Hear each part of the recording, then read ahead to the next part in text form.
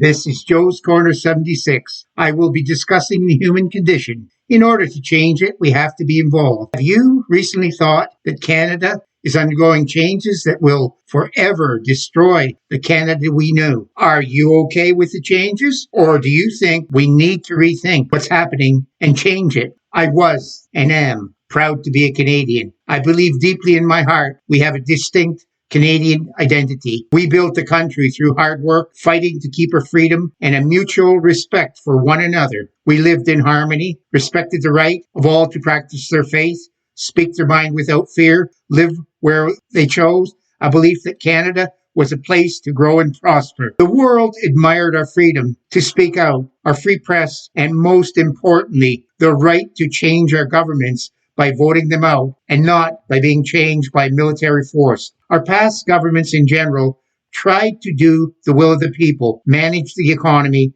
and protect our rights. What has changed not only politically but in our current society? There is no transparency in our government at all, and it seems no concern about our economic well-being. The push to say there is no real Canadian identity and that we are really global citizens, and we should consider ourselves a post-nation state. Do you want a Canadian nation state to protect your interests or a globalist system? You need to decide.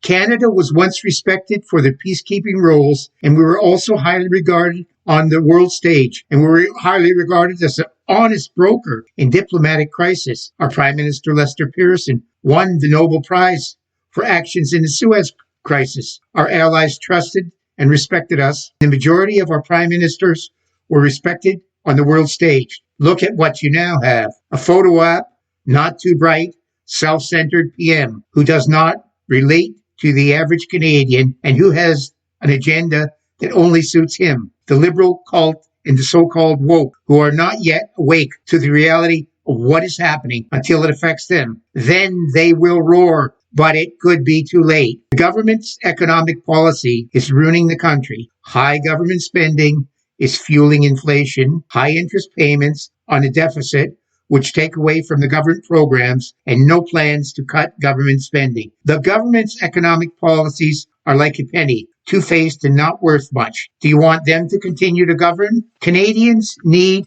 an honest plan to rebuild an economy that works for the majority of Canadians. Do you want to keep the current government where the economy is crumbling? Can't continue the prices for food, energy, and housing that are keep going up. Do you think the carbon tax is doing anything about pollution? Emissions have not reduced, and no government in the past 20 years has reduced them. I see no concrete plan now that will reduce emissions. All the carbon tax has done is to raise the cost of transportation, home heating, and increase the price of food. The Liberals are proposing further carbon tax increases, and they want to reduce the use of fertilizer, which means higher food costs since each acre will grow less. The tax has to go. We fought to preserve freedom, and it's now under attack with legislation that lets the government tell us what we can post and watch on social media. This is the start of a slippery slope towards government controlling the media, telling us what to think, and defining our freedoms. Only you can stop a 1984 scenario happening. Vote for change and tell your Liberal members of Parliament you will not be voting for them unless they do. We want a free press, freedom of expression, and the right to change by vote. We do not want a nanny state that controls your life. Take back your freedom. Ask yourselves, does it seem that victims have less rights than criminals? The bail system releases violent criminals on bail and they commit more crimes. The government has told judges they can't give people who have committed horrific crimes more than one consecutive life sentence. They can only serve 25 years, no matter what. It means they might get out. Legal gun owners who handle their weapons for the uses they were intended for are having their weapons banned. Yet, not enough is being done to halt the low flow of illegal handguns, which are used to commit crimes. Homeless people set up camps in public parks. The gutless politicians endorse them staying put instead of clearing the camps, since it violates their rights. What about the majority who paid for the parks? Aren't they entitled to use public spaces without being harassed and threatened. Tell them, the homeless, you want them to have policies at work, but also project the majority. Everywhere you go, we see safe drug injection sites. We hear the politicians proposing to legalize small amounts of illegal drugs so that the druggies can be safe. They claim that these sites will provide treatment for these people. There isn't any real effective treatment available. The reality is an increase in crime in the neighborhoods where the sites are, along with drug use everywhere, sex in public, and using the streets, public toilets.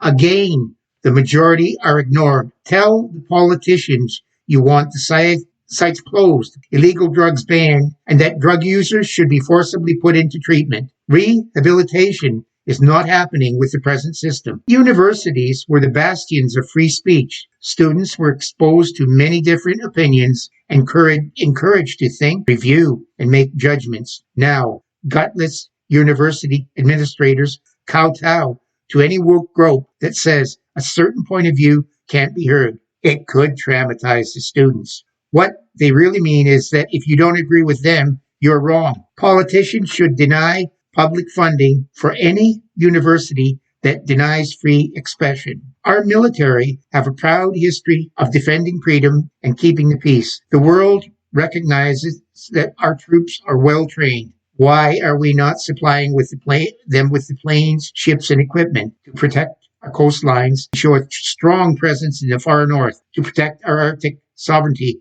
against Russian and Chinese? Is it not to our shame we send our troops abroad and not supply them with a cook, tell them to eat in restaurants? It's obvious why the military finds it hard to attract candidates. Canada needs to increase its military spending to meet our national and NATO obligations. Canada needs a firm policy on foreign influence being used to affect our elections. We need to expel any foreign diplomats involved without fear of consequence and have a registry of those representing foreign governments with strong penalties for illegal activities. We, as a nation, have to stop judging an individual as guilty in the media. And let's get back to the idea of innocent until proven guilty. I want all of the woke pests to stop rewriting history and judging it based today's standards. People back then made judgments based on the then current standards. Let's keep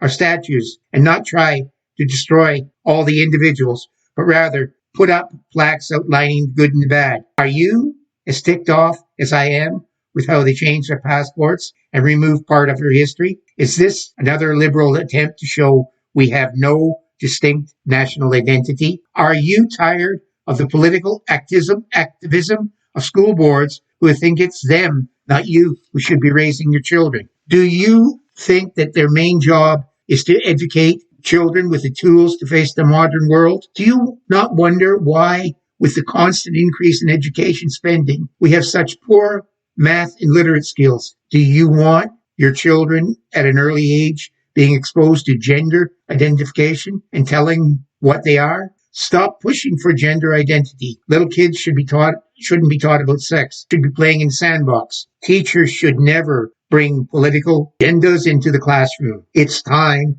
the education establishment knows they are accountable to us, not us to them. Everyone needs to stop pushing guilt for being born a certain race. We are all equal under the law. We need to support our police forces, not defund them. We can look at how they operate and make changes to improve their operation. I guarantee you the defund crowd will be the first it screams police if they are attacked. Don't vote for politicians who want to get elected by dividing and polarizing the country. Is it their intent to turn us into a nation of tribes and to divide and conquer to keep power? Aren't you tired of corporations jumping on any bandwagon to make a profit as they espouse support for any cause? The main job is to provide products and service to the public and make a profit for the shareholders. Stop supporting companies who push narrow woke agendas. One of the most important things you can do for to get your Canada back is say no to the woke entitleists. They will crumble. I'm saying we all reap what we sow. Taking back the Canada we had. It's up to you. You can follow me on Facebook, Twitter, and Instagram at Joe's Corner 76. You can hear me on Apple Podcasts, Google Podcasts, Spotify, and YouTube at Joe's Corner 76. If you enjoyed this program, tell your friends there are many more you can hear on Spotify and YouTube at Joe's Corner 76.